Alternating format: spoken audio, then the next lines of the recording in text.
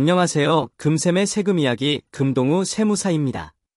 아마도 기억하실 분은 기억하시겠지만 제가 예전에 프리랜서분들을 위해서 동영상을 올린 적이 있습니다. 그때는 프리랜서 과세 또는 면세 여부에 대해서 동영상을 올렸습니다.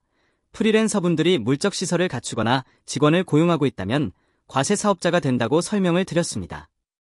그런데 이번 시간에는 과연 물적시설의 범위와 인적고용의 범위에 대해서 설명을 하고자 합니다. 끝까지 시청 부탁드리고요. 오늘 동영상 내용도 저의 블로그에 올려놓도록 하겠습니다. 도대체 프리랜서가 물적시설을 갖추거나 직원을 고용하고 있으면 과세사업자라고 하는데 구체적으로 알려달라고 하시는 문의가 많이 들어와 오늘 이렇게 동영상을 올려보게 되었습니다.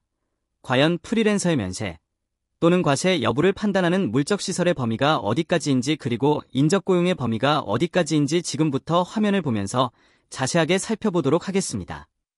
먼저 프리랜서의 과세 여부를 판단하는 물적시설의 범위에 대해서 부가가치세법 시행규칙에 따르면 계속적 또는 반복적으로 사업에만 이용되는 건축물이나 기계장치 등의 설비를 말한다고 규정하고 있습니다. 물론 여기서 건축물이나 기계장치 등의 경우 임차한 것도 물적시설의 범위에 포함됩니다.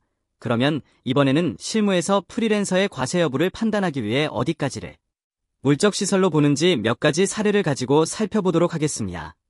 오피스텔이나 사무실을 임차한 경우에는 물적시설을 갖춘 것으로 봅니다. 그러나 주거와 겸한 집은 물적시설로 보지 않습니다. 왜냐하면 제가 앞에서도 설명드렸듯이 사업에만 사용하는 경우에 물적시설에 해당한다고 언급하였습니다.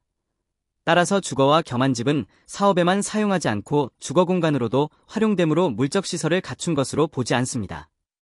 그리고 업무에 부수적으로 사용되는 비품이나 승용차 등은 물적시설을 갖춘 것으로 볼 수 없다는 케이스도 있습니다. 가령 집에서 노트북 한 대를 가지고 프리랜서 활동을 한다고 해서 물적시설을 갖추었다고 말하기는 곤란합니다. 상식적으로 집에 있는 노트북이 사업에만 사용된다고 단정 지을 수는 없기 때문입니다. 또 하나 자택에서 촬영 장비인 카메라를 갖추고 1인 방송을 하는 것만으로도 물적시설에 해당하는 기계장치로 볼 수 없다는 과세관청의 회신이 있습니다. 가령 내가 집에서 카메라 장비를 가지고 유튜브 촬영을 한다고 해서 물적시설을 갖춘 프리랜서로 보기는 어렵다는 것이 과세관청의 입장입니다. 그러면 이번에는 프리랜서의 과세 여부를 판단하는 인적고용의 범위에 대해서 살펴보기로 하겠습니다. 부가가치세법 시행규칙에 따르면 프리랜서 과세 여부를 판단하는 인적고용 범위에 대해서 용역 실현을 위한 본질적인 업무를 수행하는 근로자를 고용하면 과세사업자로 본다고 규정하고 있습니다.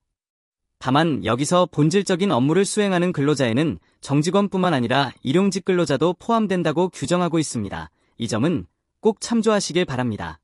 그러면 인적고용의 범위를 도대체 어디까지 볼 것인지 몇 가지 사례를 가지고 알아보도록 하겠습니다. 구체적인 인적고용의 범위에 대해서 정직원 또는 일용직 여부를 떠나 프리랜서가 제공하는 용역의 본질적인 업무 수행 여부에 따라 과세 여부를 판단합니다. 따라서 정직원이라 하더라도 본질적인 업무가 아닌 부수적인 업무를 맡고 있다면 과세 여부를 판단하는 인적고용의 범위에 포함되지 않습니다. 이와 반대로 비록 일용직 알바를 고용하였다고 하더라도 본질적인 업무를 수행하고 있다면 인적시설을 갖춘 것으로 보겠다는 게 과세관청의 입장입니다. 지금까지 인적고용의 범위에 대해서 살펴보았는데 요약하자면 정직원 또는 일용직 여부를 떠나서 제공하는 용역의 본질적인 업무를 수행해야만 과세 여부를 결정하는 인적고용으로 인정하겠다는 것입니다. 오늘은 프리랜서의 과세 또는 면세 여부를 판단하는 물적시설의 범위와 인적고용의 범위에 대해서 상세하게 살펴보았습니다. 아마도 이 동영상을 통해 우리 프리랜서분들이 자신이 과세사업자인지 아니면 면세사업자인지를 판단하는 데 많은 도움이 되리라고 확신합니다.